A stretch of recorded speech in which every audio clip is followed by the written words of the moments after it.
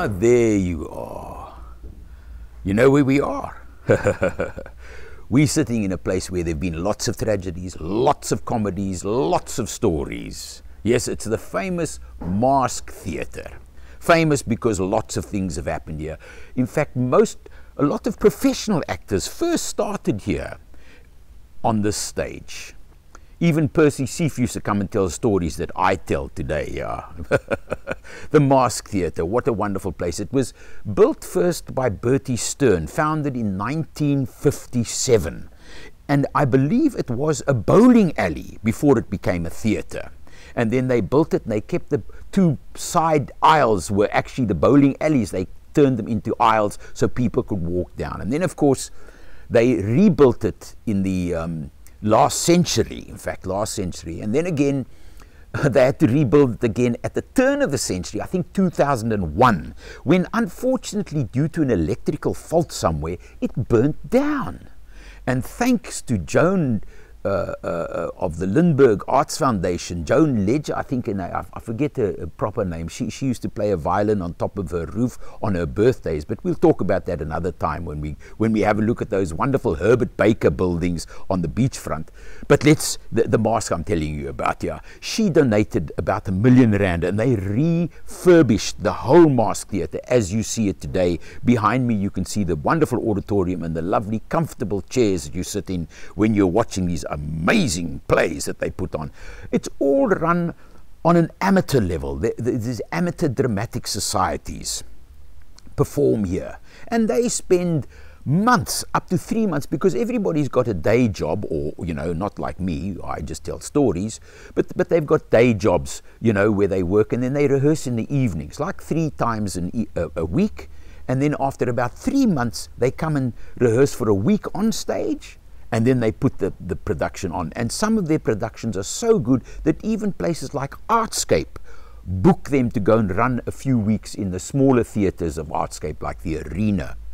And there are some wonderful directors here, Celia Musicant being one of them, and Brenda Wood, I think her name is. She's also another one. And there, Wendy, who's not here anymore, she's in Oom Schalk, but she used to direct here. Her mother was one of the big set builders behind the stage on the Masque Theatre. The Masque Theatre is situated right near False Bay Station. So if you don't want to come by car, and parking is difficult in Muizenberg, because Muizenberg is like the bottleneck, all roads lead to Muizenberg, and when you get to Muizenberg, you've got to thin out a little bit, but, pop into the Masque, catch a train, get off at False Bay, and, trains are safe now. The metro train that runs along the peninsula is quite safe. My son even catches a train early in the morning to school, about 6 o'clock, and in winter it can get quite dark, but, he's still going to school, so it must have been quite safe, yeah.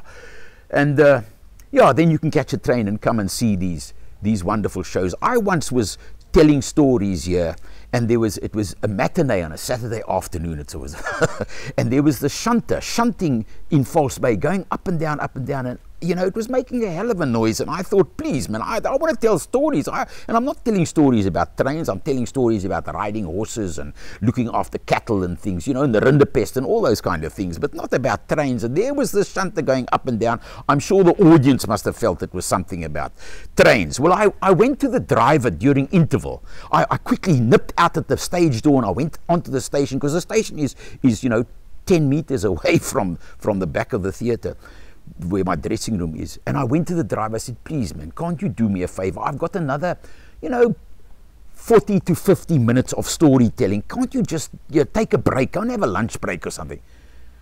The driver looked at me. He took his pipe out of his mouth. He scratched his head. He didn't have a hat on like me. He scratched his head. And he said, I'll think about it. Bless him. I think he must have had a lovely heart. Because for the next 50 minutes, it was choopstil. Now, talking about choopstil, you might have heard a bit of knocking in the background. Well, sadly, when they rebuilt the Masque in 2001 after the fire, the roof wasn't very well put down, so they're now repairing the roof. And the Masque people, the people who attend the Masque, the patrons who come here, they put all their pennies together to rebuild the roof, and that's what they're doing now. So if you are hearing knocking, it's from the people fixing up the roof, so no more drops, so you can perform on stage without getting wet. Yeah. The show tonight is A Cat on a Hot Tin Roof. How's that? Yeah. There must be a pun there somewhere. Lekker. We'll see you again, okay?